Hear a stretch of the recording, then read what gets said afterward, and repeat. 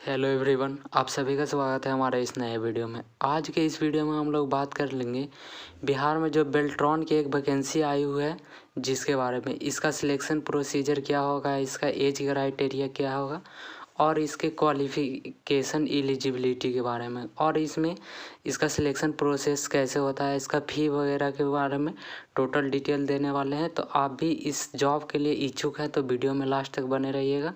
हम आपको यहाँ पे detail by detail total information देंगे।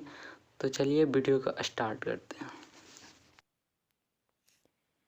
तो ये रहा हमारा डाटा ऑपरेटर के ऑनलाइन रजिस्ट्रेशन के लिए जो भी ये नोटिस जारी किया गया है वो पूरा नोटिस है। इसमें हम लोग देखेंगे कि जो शैक्षणिक योग्यता है उसके बारे में यहाँ पे क्या दिया हुआ है।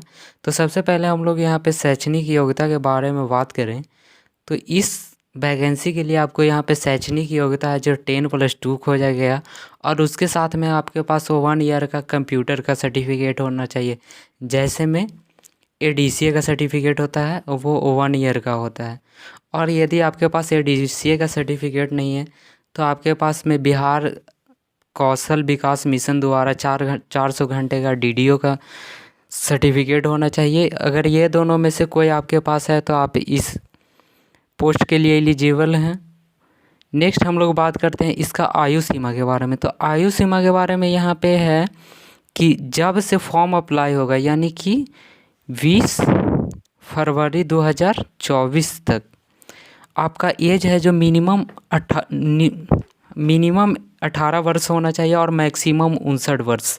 अगर इससे बीच में है आप तो आप इस पोस्ट के लिए एलिजिबल हैं और इस पोस्ट के लिए अप्लाई कर सकते हैं।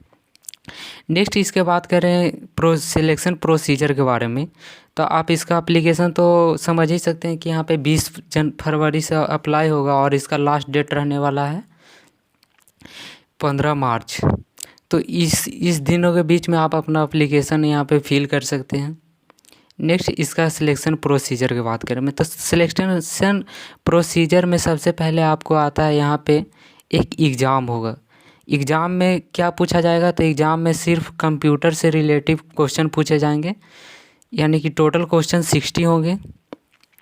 और ये क्वेश्चन जो टेस्ट का जो नेचर है वो क्वालिफाई इन नेचर है। सिर्फ आपको यहाँ पे क्वालिफाई करना है और क्वालिफाई करने के लिए मात्र 50% मार्क्स यहाँ पे आपको लाना चाहिए, यानी कि टोटल 60 क्वेश्चन आपको वहाँ पे मिलेंगे जिसमें आपको सही करना है कितना 30 क्वेश्चन, और यहाँ पे कोई भी निगेटिव मार्किंग देखने का आपको नहीं मिलेगा। तो आप उन लोग के लिए एक बहुत अच्छा ये अपॉर्चुनिटी हो जाता है। यहाँ पे ओनली 50% जो कि आपके लिए क्वालिफाई है। और इसके साथ ही यदि आप SC ST और बैकवर्ड जो भी जैसे टोटल जितना भी एग्ज़ाम में आरक्षण का प्रावधान है वो यहाँ पे प्रावधान आरक्षण का भी किया गया है, तो आप लोग उसका भी लाभ उठा सकते हैं। और इसका जो डिटेल सिलेबस आपके अगर जानना चाहते हैं तो चैनल को सब्सक्राइब कर लीजिए, और नेक्स्ट वीडियो में हम इसका डिटेल सिलेबस का वीडियो लाने वाले हैं। और इसके बाद ये तो हमारा एग्ज़ाम हो गया क्वालिफाइंग नेचर। नेक्स्ट हमारा है इसका सिलेक्शन प्रोसीजर का। जब आप इसमें क्वालिफाई कर जाते हैं तो जिस दिन आपका ये MCQ एग्ज़ाम होगा उसी दिन, यानी कि कुछ टाइम बाद, मतलब 20 या 15 मिनट वहाँ पे आपको टाइम दिया जाएगा।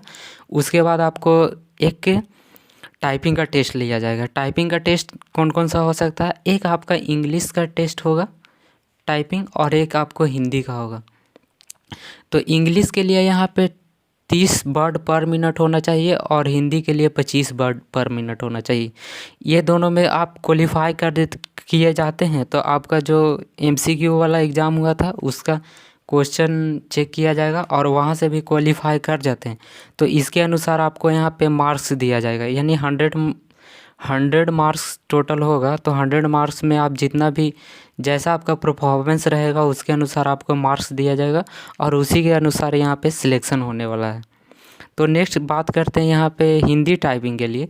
तो हिंदी टाइपिंग में देखिए, हिंदी टाइपिंग में 2 तरह के फ़ॉन्ट होते हैं। एक तो हो जाते हैं मंगल फ़ॉन्ट और दूसरा होता है कृतिदेव। तो आप कृतिदेव का यहाँ पे टेस्ट नहीं होगा, जो भी हिंदी का टेस्ट होगा वो मंगल फ़ॉन्ट पे ही होगा। तो आप लोग अभी से ही टेस्ट टाइपिंग के लिए लग जाइए और मंगल फोर्ट पे ही प्रैक्टिस कीजिए। और इंग्लिश के लिए तो एक ही होता है, तो इंग्लिश का यहाँ पे कोई प्रॉब्लम है नहीं। इंग्लिश में जैसे आप टाइपिंग कर रहे हैं टाइपिंग करते रहिए। और इंग्लिश का यहाँ पे मिनिमम 30 वर्ड पर मिनट यहाँ पे है। और इसके बाद यहाँ पे दिया हुआ है कि जो आरक्षण का प्रावधान है, यानी कि महिला हैं या ओबीसी हैं, एससी एसटी हैं, फिर और भी जो भी यहाँ पे आरक्षण होता है वो आरक्षण यहाँ पे आपको देखने को मिल जाता है सभी के लिए। 10% 40% और 15% यहाँ पे आरक्षण का व्यवस्था है। यहाँ पे आपको आरक्षण भी मिलेगा। और जो एक यहाँ पे है मेन टॉपिक ये है कि इसका जो आपका जो टाइपिंग के अनुसार ही यहाँ पे मेन सिलेक्शन होने वाला है। और उसमें भी जो टाइपिंग का जो मेन हिंदी वाला होगा उसी के अनुसार आपको यहाँ पे मार्क्स मिलेगा और उसी के अनुसार यहाँ पे सिलेक्शन होने वाला है। तो आप लोग हिंदी में क्वालिफाई तो करना ही है, लेकिन अगर उससे बेहतर कर सकते हैं तो बेहतर कीजिए, क्योंकि हिंदी के अनुसार ही यहाँ पे आपका मार्क्स मिलने वाला है और उसी के अनुसार आपका सिलेक्शन होने वाला है। तो फ्रेंड्स, आपको अच्छा लगा होगा वीडियो तो लाइक कीजिए। और जब यहाँ पे 20 तारीख को इसका फॉर्म जब अप्लाई होने लगेगा तो अप्लाई करने के लिए भी आपको बताएंगे।